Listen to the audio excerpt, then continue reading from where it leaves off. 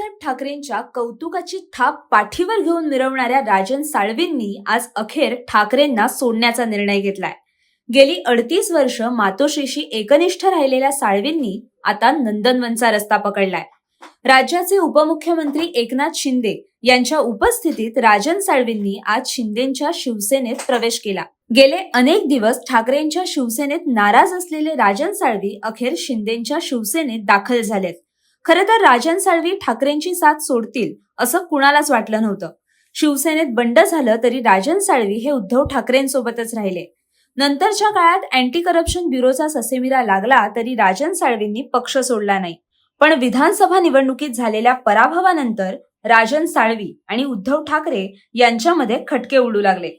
शिवसेनेचे नेते आणि माजी खासदार विनायक राऊत यांनी काम न केल्यामुळेच माझा पराभव झाला अशी तक्रार राजन साळवींनी ठाकरेंकडे केली होती। पण ठाकरेंनी राऊतांवर कारवाई न करता साळवींनाच उलटा दम भरल्याने ते दुखावले गेले आणि तिथूनच त्यांनी ठाकरेंना सोडण्याचा निर्णय घेतला। याच संदर्भात माध्यमांशी बोलताना साळवींनी मनातली खतखत बोलून दाखवली। ते म्हणाले की गेली 38 वर्ष मी रत्नागिरीमध्ये जिल्हाध्यक्ष, जिल्हा प्रमुख आणि नगरसेवक आहे। त्यामुळे 2024चा पराभव माझ्या जिव्हारी लागलाय, कारण या निवडणुकीत माझ्या पक्षातील नेत्यांनीच माझ्या विरुद्ध काम केलंय। खरं तर विनायक राऊत हेच माझ्या पराभवाला कारणीभूत आहेत। त्यांच्यामुळेच मी पक्ष सोडतोय, कारण विनायक राऊत यांनी माझ्या विरोधात काम केलं। उद्धव ठाकरे यांच्यासमोर मी माझ्या भावना व्यक्त केल्यानंतर मी थोडे दिवस शांत होतो।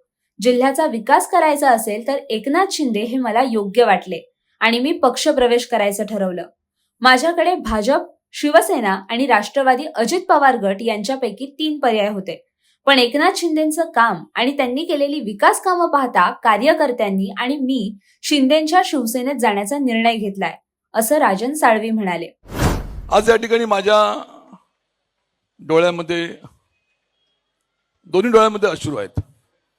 एका डोळ्यामध्ये भाई दुःखाश्रू आहेत, का गेली 38 वर्ष शिवसेना प्रमुखांच्या आशीर्वादाने शिवसेनेचं काम करत असताना नगरसेवक, नगराध्यक्ष, शिवसेनेचा जिल्हा प्रमुख आणि त्यानंतर 2009, 2014, 2019 त्या कालावधीमध्ये मी आमदार होऊ शकलो, नंतर शिवसेना उपनेता झालो। ह्या संपूर्ण वाटचालीमध्ये सर्वसामान्य कुटुंबातला सदस्य एवढ्या मोठ्या पदावरती पोचला आणि तो पक्ष मला आज मागे टाकून सोडून मला आता नवीन प्रवाहामध्ये यावं लागतंय। त्यामुळे माझ्या डोळ्यामध्ये नक्कीच दुःखाश्रू आहेत आणि दुसऱ्या डोळ्यामध्ये आनंदाश्रू आहेत, कारण कुटुंबातला सदस्य म्हणून भाईनी माझ्यावरती प्रेम केलं। 2009ची निवडणूक, त्या निवडणुकीमध्ये भाई आणि आम्ही त्या ठिकाणी विधानसभेमध्ये असेल त्या काळापासून आम्ही 9 आणि 14, 19, 2022 पर्यंत भाईनी मला कुटुंबातला एक छोटा भाऊ म्हणून मार्गदर्शन, दिशा आणि सहकार्य केलं। त्या भावनेने निश्चितपणे पुढे गेलो आणि भविष्यातल्या कालखंडामध्ये सुद्धा पुढे जायचा निर्णय घेतला।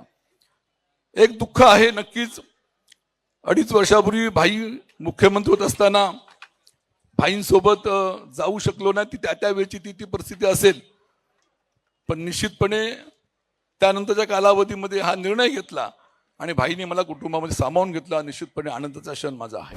राजन साळवींचा इतिहास पाहिला तर कट्टर शिवसैनिक अशी त्यांची ओळख राहिली आहे। जमिनीवर उतरून काम करणारा नेता म्हणूनही त्यांना ओळखलं जातं। भारतीय विद्यार्थी सेनेतून त्यांनी काम करण्यास सुरुवात केली। रत्नागिरी नगर परिषदेमध्ये शिवसेनेतून ते पहिल्यांदा नगराध्यक्ष झाले। सन 1995 ते 2004 पर्यंत ते रत्नागिरी जिल्ह्याचे जिल्हा प्रमुख होते। याच काळात उत्कृष्ट जिल्हा प्रमुख म्हणून त्यांचं बाळासाहेब ठाकरेंनी कौतुक केलं। 2006ला राजापूर विधानसभा मतदारसंघाच्या पोटनिवडणुकीमध्ये त्यांचा 1600 मतांनी पराभव झाला। 2009ला कमबॅक करत ते राजापूर विधानसभा मतदारसंघातून आमदार झाले। 2014ला ते दुसऱ्यांदा आमदार झाले। 2019ला त्यांनी आमदारकीची हॅट्रिक मारली।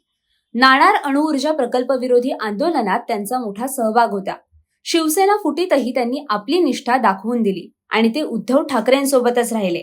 पण याच ठाकरेंनी अपमान केल्याने अखेर साळवी यांनी पक्ष सोडण्याचा निर्णय घेतला। शिवसेनेचा प्रवेश अत्यंत मी भारावून गेलेला आहे आणि खूप आनंदी आहे।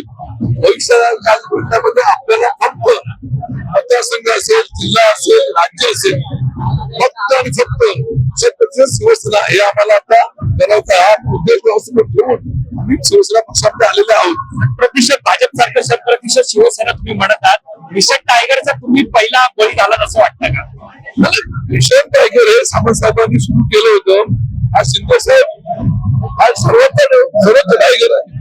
तुम्हाला याबाबत काय वाटतं हे आम्हाला कमेंट करून नक्की कळवा आणि अशाच नवनवीन माहितीपूर्ण व्हिडिओजसाठी आणि बातम्यांच्या अपडेटसाठी माय महानगर लाईव्हला नक्की सबस्क्राईब करा.